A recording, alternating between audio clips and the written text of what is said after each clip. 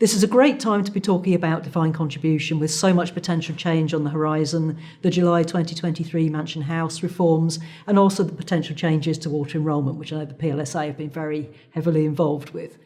But for me as an employer sitting here with all these many changes on the horizon, what are the things that I need to prioritise, and how can I start to plan for all of that forthcoming challenge? Goodness me. Well, I think the obvious thing that I would suggest is to engage with the debate. Now, that seems like a bit of a sort of soft answer to the question, because as you described, there are so many different things ongoing, and that there's a whole frontier of different debates ongoing.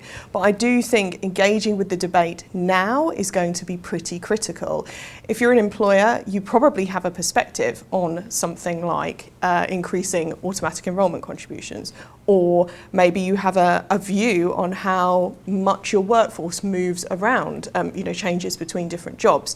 And your view and your perspective at this time will be critical to set the path that we look through to sort of take through to the next, I guess, 10 to 15 years or more in DC. And I think something else that we're seeing a lot at the moment, there's a little bit of a clash, if you like, between the fact that we know there's a lot of undersaving going on, people are not saving sufficiently for retirement. But at the same time, even with inflation coming down, we're still in a cost of living crisis.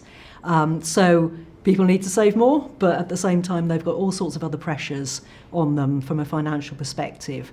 How can you sort of balance those two things out? What any tips have you got for kind of keeping things going? Yeah, I think some of the things that we talk about when we talk to employers and actually schemes and providers is that they are very conscious of doing the right thing by their members, and that right thing can vary depending on their personal circumstances. So as you described, cost of living crisis, but to be honest, very long-term real wage sort of either stagnation or depreciation, depending on who you believe, is problematic for people saving more. Notwithstanding that, we know that people need to save more. So it's very difficult to sort of balance those competing factors. As I said, when we talk to employers and schemes and providers, they're so conscious of this that they are often looking at very specific targeted measures that they might be able to undertake now, or that they might be able to communicate with people about life choices. So, for example, if someone were to suffer a demotion or were to spend some time out of work, let's say they were going to be looking after an elderly parent that was unwell, there are certain messages that employers, schemes, providers can give to people that may not be, you must save more now, but they may be, well, when you return to work or when you next are lucky enough to be promoted, you may consider saving more. Now, those are sensitive messages. They are not sort of forceful or pressured in any way. They still give the comfort to the employer and the scheme or the provider that they have encouraged people to save more and that they have alerted them to the undersaving problem. But it's not, waiting for government to increase minimum contributions, which we're all desperate for them to do. And it's not, like I say, being insensitive to someone's personal circumstances. Sure, and it's interesting, one of the things that you touched on there is that slightly more fragmented working life that we all tend to have now, and many different pots, which of course is for many different jobs. And one of the things that I know we have seen is having many small pots makes it more difficult for people to plan for their retirement and actually really understand the picture of what they've got to work with. What are some of the ways that you think sort of employers and pension providers and the industry as a whole can do to help people bring together the whole picture of their retirement? Oh, fantastic question. I think you're completely right. There is a very different workforce, and that has its benefits for people. So, it shouldn't be underestimated as a positive for people. It does have an impact on their pension saving. It just does. And that does mean that people end up with lots of very small pots sort of scattered around, and they find that very difficult to interact with when they reach retirement.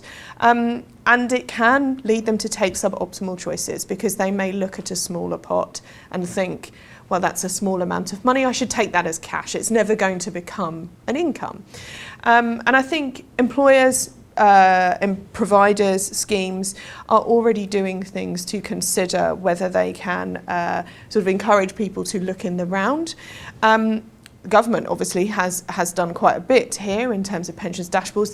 That programme is in train, and that will deliver people a sort of one-stop shop to look at all of their pensions, which will be marvellous, including their state pension, which for many people with many small pots will be a very, very significant part of their sort of future retirement income. So there's lots ongoing in government, but like you say, I think employers, schemes and providers can also engage with some of the work and some of the efforts that we at least have helped to support on the small pots agenda, which looks to deliver a solution or solutions that can help automatically consolidate some of these pots on behalf of members. That's in line almost with the sort of principles of automatic enrolment, that you don't need to worry, you don't need to make lots of choices when you're accumulating at least. You can sort of hope and know that someone else is looking after those problems for you. And so the sort of automatic small pot consolidation agenda is something I've definitely worked on for quite a long time, and it will be really beneficial again to hear those voices from employers and providers and schemes and get their support when we start, I don't know, piloting or engaging with DWP and others on really detailed policy design and implementation.